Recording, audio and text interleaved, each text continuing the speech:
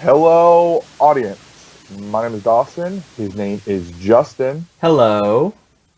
Welcome back to Nerdom News. Today, we have a story coming out of Sony Pictures about the new Venom horror movie in development. And Justin has the story. He's basically going to relay the information to me. We're going to discuss it real quick, and then we'll give you our kind of final thoughts. Justin? So this movie is Sony's attempt at a shared Marvel universe. So essentially, it'll be like an X-Men universe, but for Sony, the characters that Sony has the rights to. Um, Okay. so this movie is slated to go into production this fall, and Yeah. it's slated for Cool. release next fall or fall 2018 rather. Wow, that's a Um, big turnaround. Yeah, it is rumored to be in a same universe as a Black Cat and Silver Sable movie. So Okay. there's things happening, but the thing is, since it's a shared Marvel universe and not part of the MCU, they can't use Spider-Man, or they might not be able to use Spider-Man. So it's So it's a shared universe with other Spider-Man characters that they own, but but since not. Spider-Man has been used in the MCU now, they might not be able to take him back for a Spider possible universe. Yeah, so this is something that is interesting. As we're talking, obviously, pictures will be popping up on your screen. You'll see who Silver Sable is and who Black Cat is. I mean, obviously, Black Cat's more notable. But me and Justin had to do a little Google search for Silver Sable. But she Hmm. looks like a character who came up in 1985. Um, but yeah, she seems like I don't know, a mercenary. I'm not really sure exactly Yeah, what according to she her is. bio, the quick little bio on Google, it says she's a mercenary, hunter of war criminals, etc. All right. So she does the same stuff. She's just that Yeah. kind of person. So she sounds pretty cool. And with Black Cat being a thief, Hmm. um, I guess they could pair up fairly well. Um, It's just interesting to see how a universe like this will play out without the use of Spider-Man. yeah, So, yeah, yeah. I wonder if they're gonna do the whole symbiote storyline or a new esque storyline where Venom comes to Earth and starts taking on different hosts, and that's kind of the horror story. He's like terrorizing New York City or wherever he comes down at. He doesn't have to necessarily come down. Well, I guess he does. I mean, this movie doesn't necessarily be in present time. Though it's a shared universe, there could be sequels in the future. mhm. But that's interesting. It's very interesting. I wonder what symbiotes they're going to use. If they're just going to go full Venom, or if they're going to use Carnage, or any of the other mass symbiotes that there are. They're going to introduce those, but it's going to be interesting. I wonder if they're even going to name drop Spider-Man, or if they're just never going to even mention him, and it's just going to be a Venom movie, a Hmm. symbiote movie. It's interesting. There's also things they could do with it. There's plenty of storylines they can go off of. None that I can note because I'm not. I'm a big Spider-Man fan, but I'm not a huge Venom fan. I think he's fine as a character, but I'm not. I'm more of a Doc Ock kind of guy. Doc Ock, Green Goblin. I like those guys. Hmm. Um, but it's definitely a thing. I want to see this horror. They're calling it horror sci-fi. Horror, action, So I'm assuming. sci-fi, and it will Yeah. be So I'm rated assuming. R, so it could get pretty gory. Yeah, and it's really cool for a Venom movie because obviously Venom is pretty terrifying. If you see any pictures of him he has huge teeth. Hmm. And he, can swallow you whole. He can rip you apart. He's super strong, super buff. So this is a very obvious, or not obvious. It's a very, it's a good choice by them. We've seen what superhero movies or comic book movies could do with the rated R. With Deadpool and Logan, or even Blade in the past. Blade is, a pretty popular series of movies that are also rated R. Hmm. So, I mean, rated R sci-fi alien-esque movie with a Marvel character. Um, it sounds interesting. I am a little bit scared of time, the time restrictions they're putting themselves in. Like I'm sure it's in development. I'm sure they have scripts. I'm sure they have some actors lined up for it, and maybe even a director. I'm sure there's some stuff known about that I'm just oblivious to. Um, but pretty much for a 12-month turnaround, it's pretty scary, Yeah, especially given Sony's track record with yeah. comic book movies. So So you know if it works here out, it'll be great. If it doesn't, then Sony will just keep letting its characters out to Marvel, so they can get the respect they deserve.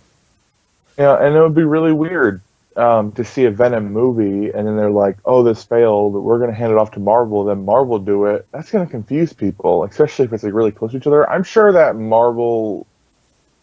the MCU is going to be using different characters. I remember when Spider-Man: Homecoming. Sorry, going off on a different note.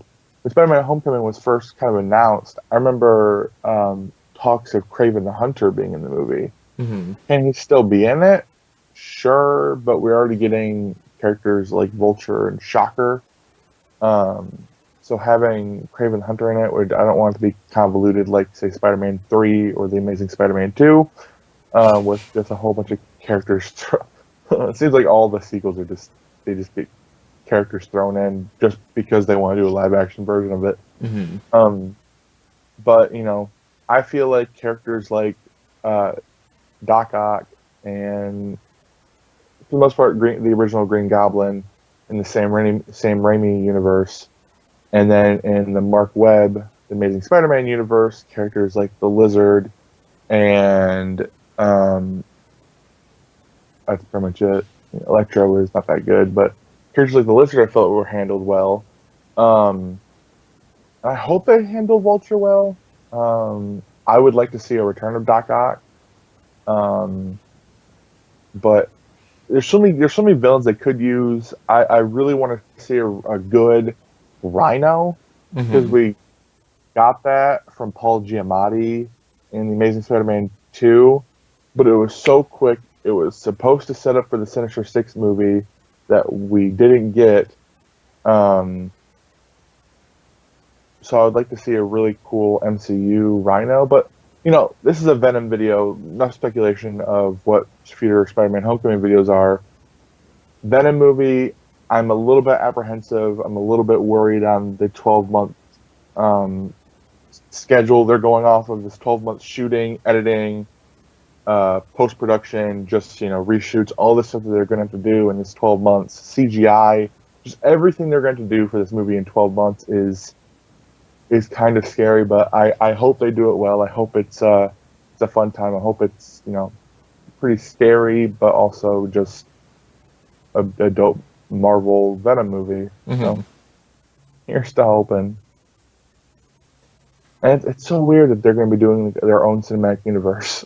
I mean, it makes sense because Characters. comic movies are the biggest thing in the box office right now, but Yeah, it could end up being very terrible. But let's be it could. optimistic and hope that something good pops out.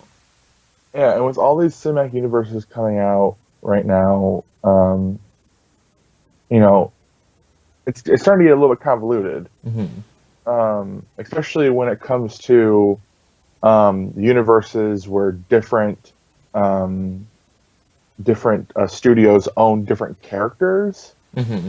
um, that are that they're going to be using while a character is in a different studio in a different universe.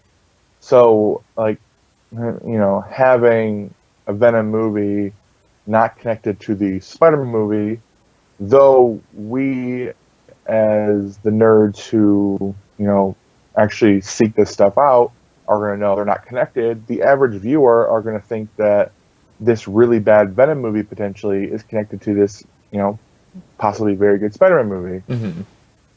that would suck. And also, people go to see the Venom movie, they're waiting for Spider-Man to pop up because they enjoy Tom Holland, or for whatever reason they're expecting Spider-Man to pop up and he doesn't. So, hey, you never know what's going to happen. We have this time left to keep on reporting on this movie and talk about it, but those are my thoughts, I guess. Yeah, I pretty much feel the same way as you do. The 12-month turnaround could get kind of sketchy at points. They Yeah. could make a miracle happen, or it could just be like, okay, so we have Venom, but he doesn't really work without Spider-Man, so it could just flop. Yeah, that's my worst Yeah. is them basically just uh, confusing the audience and just putting out this movie way too quick. Hmm. And it just not being good. Because though he's not my favorite Spider-Man villain, he's a lot of people's.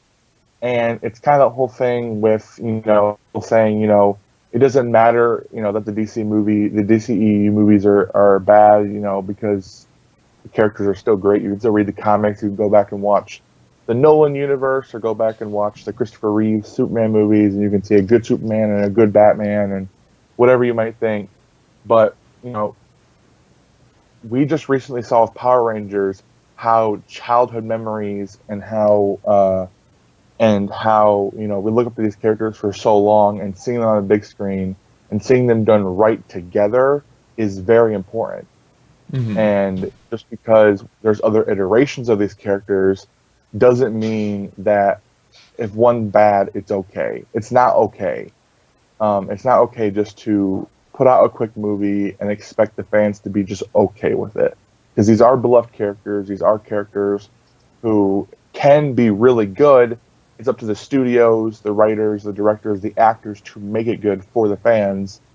And Sony, because of your track record, you don't want to mess this up. Yeah. So, that's it. That's pretty much it for us, guys. Let us know down below. What do you think of a Venom solo movie? What are your thoughts on basically anything we've talked about in this video? But that's pretty much it for us. And until next time, we'll see you later. Bye.